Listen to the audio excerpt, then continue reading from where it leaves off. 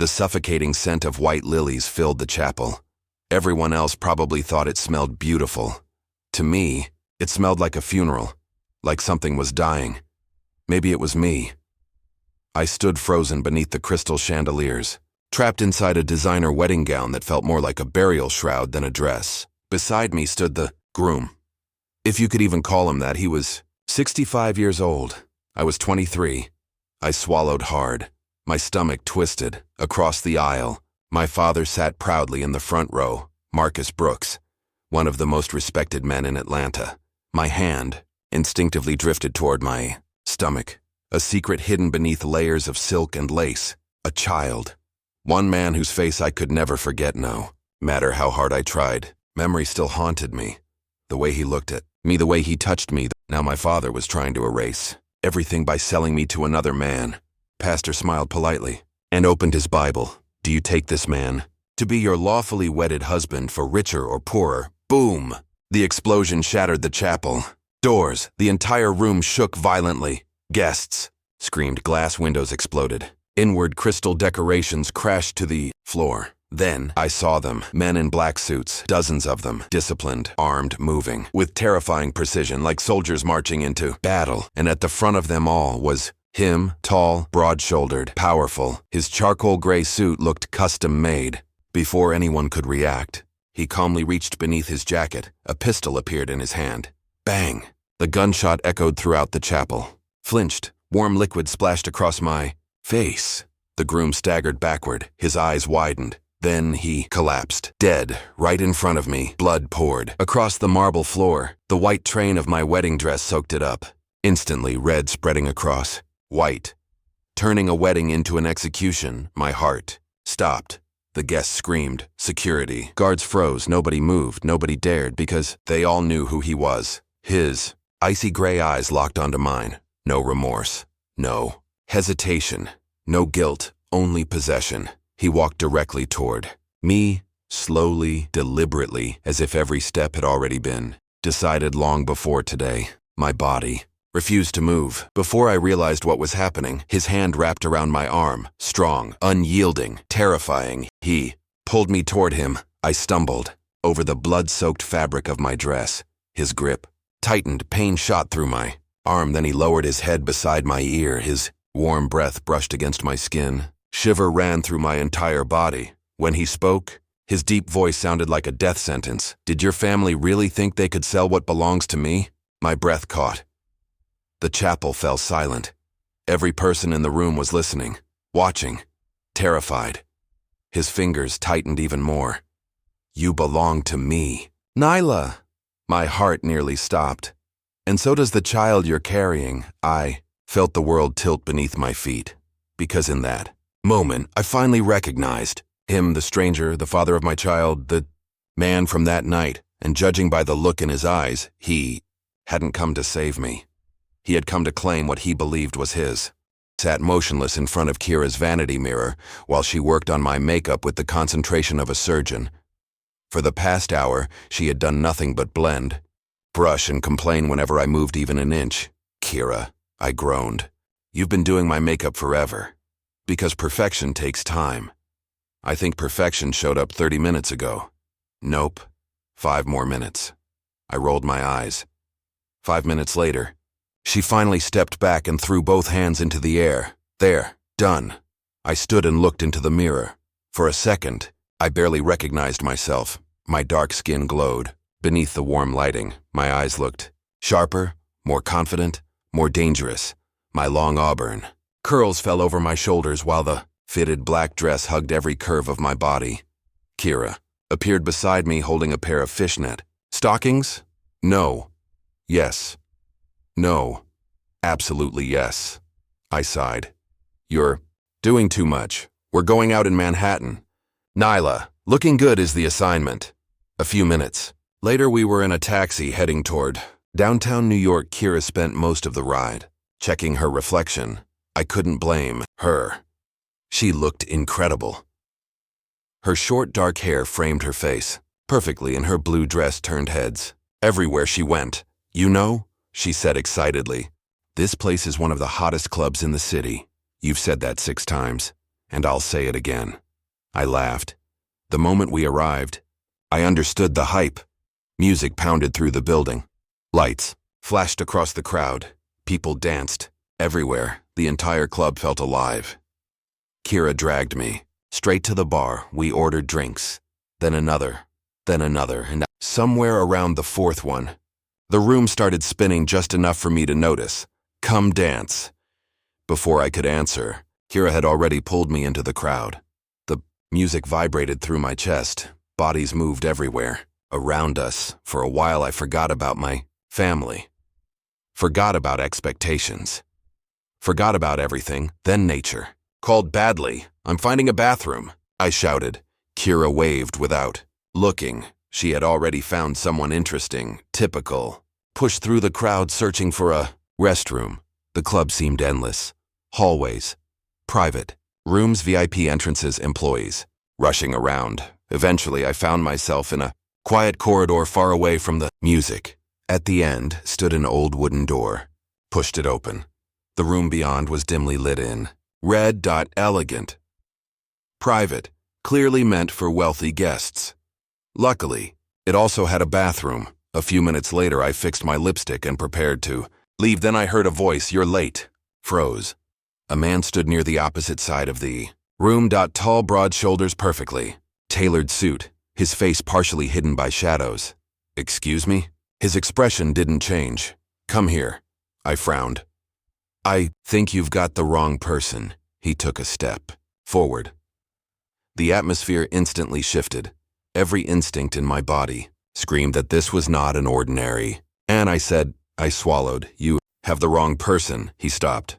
For several long seconds, either of us moved. Then another man entered the room. "Sir," he said quietly. The stranger's attention shifted away from me. The tension eased slightly. I took the opportunity. "I'm leaving." Neither man stopped me, but as I reached the door, I felt it, his eyes following me, watching, studying, like he was trying to solve a mystery. I hurried back toward the crowd, back toward safety, back toward Kira. My heartbeat refused to slow down. Something about that man unsettled me. His voice, his presence, the way everyone around him seemed nervous, dangerous, powerful, the kind of man who could ruin. I found Kira near the dance floor. "Finally," she laughed. "What happened to you?" "Nothing. You look like you saw a ghost." I glanced back toward the hallway. The stranger was gone. Maybe I imagined it. Maybe it was the alcohol. Maybe I was overthinking, but deep down, knew that wasn't true. Because for the rest of the night, I couldn't stop thinking about the man in the shadows, and somewhere else in the city. Jae-hyun Kang couldn't stop thinking about the woman who wasn't supposed to be there. The silence was unbearable. Somehow it was worse than if he had shouted. Worse than threats. Worse than anger. I couldn't see him through the blindfold, but I knew he was there, watching, waiting, studying every reaction. The scent of expensive cologne lingered around me, mixed with traces of tobacco and something darker that I couldn't identify. My heart hammered against my ribs. Every nerve in my body felt painfully awake. I hated it. And somehow, I couldn't ignore it. The stranger never rushed, never lost his composure. Every movement felt calculated, deliberate, like he knew exactly what effect. The room remained silent except for the sound of my breathing and the occasional creak of the mattress whenever he shifted closer. I swallowed hard. "Who are you?" No answer. The question disappeared into the darkness. My frustration grew. "Why won't you say anything?" Still nothing. The silence stretched between us. Then I felt him move closer. Close. Enough that I could feel the warmth of his presence. Close. Enough that my pulse began racing even faster. I didn't understand why. I should have been angry, terrified, running. The stranger finally spoke. His voice was deep, calm, controlled. "You talk too much." A shiver raced down my spine. Something about his voice felt familiar. Not familiar enough to recognize, just enough to stay in my head. "Have the wrong person." I whispered again. This time he chuckled softly. A low sound that somehow felt more dangerous than any threat. "Do I?" I froze. For a moment I couldn't answer. "If you could leave right now," his voice remained calm, "would you?" The question caught me off guard. I opened my mouth, then closed it again. Because for some reason, I didn't know the answer.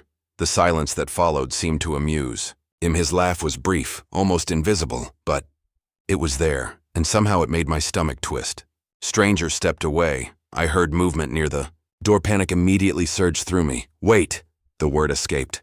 Before I could stop it, everything became quiet.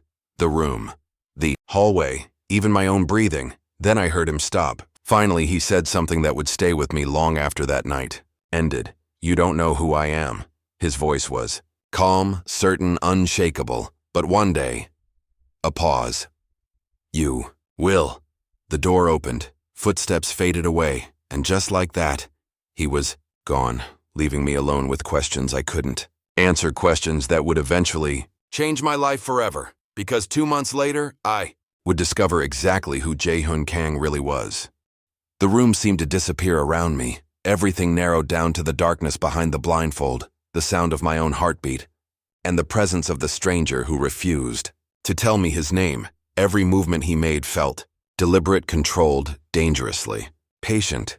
The silence between us had become its own form of torture. I hated how aware I was of him, yet I couldn't stop listening. Couldn't stop wondering who he was. Couldn't stop wondering why I hadn't. The stranger moved closer again. His voice remained low and steady. You're still here? I swallowed hard. So are you.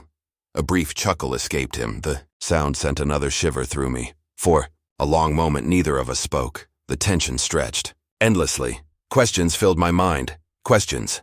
I knew he wouldn't answer. Finally, I whispered, "Why me?" The room fell silent again. Then his voice emerged from the darkness. Wrong question. My pulse quickened. Then what's the right question? This time he stepped closer. Close enough that I could feel his presence without touching him. Close enough that my breathing became uneven.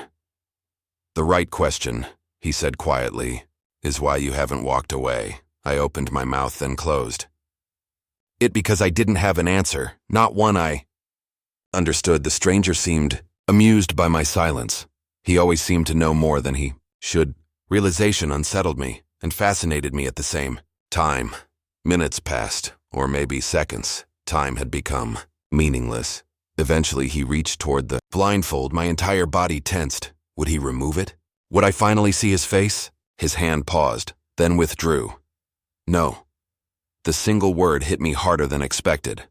Why? His answer came immediately. Because if you see me tonight. A pause. Everything changes. My heart skipped. The certainty in his voice frightened me. For the first time that night, genuine fear crept into my chest. Not because I thought he would hurt me, but because some part of me believed him.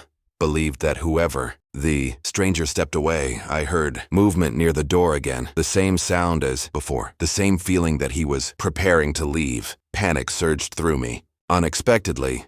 Wait, the word escaped before I could stop. Silence, then another low laugh. You keep doing that. I could hear the smile in his voice.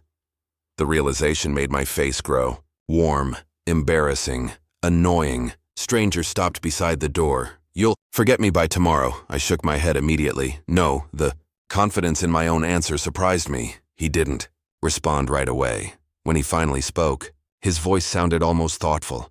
No, a pause. You won't. The door opened, then closed. Footsteps faded away, and just like that, he disappeared, leaving me alone in the darkness, alone with questions, alone with memories, and completely unaware that 2 months later, I would stand in a wedding chapel and come face to face with the same Jae-hoon Kang, the heir to the Kang syndicate, the father of my unborn child, and the man who would destroy everything I thought I knew about my life. His voice still haunted me. Weeks had passed since that night, yet I could still hear every word he had spoken, every pause, every low chuckle, every promise wrapped inside mystery. The stranger who had appeared in that private room and vanished before I could learn. Nyla, you're starting to scare me. Kira sat at the edge of my bed, watching me with concern, stared out the floor-to-ceiling window of my Manhattan apartment. The city glittered beneath the night sky, but I barely saw it. I'm fine! You've said that every day for the last month. I remained silent because she was right. Wasn't fine, not even close. I couldn't stop thinking about him, the way he spoke, the confidence in his voice. Nyla, Kira sighed. You don't even know what he looks like. I closed my eyes. I know.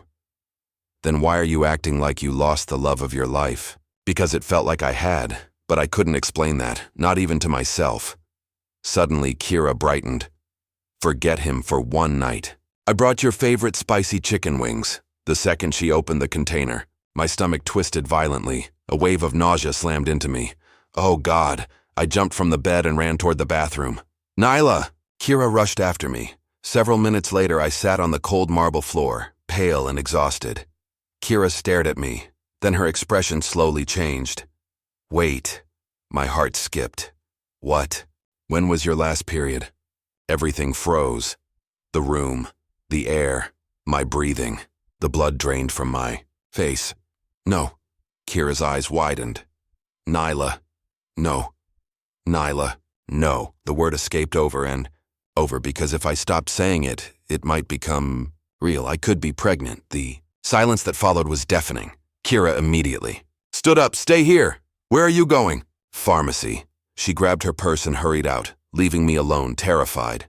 An hour later, she returned carrying a shopping bag. I bought 8 tests.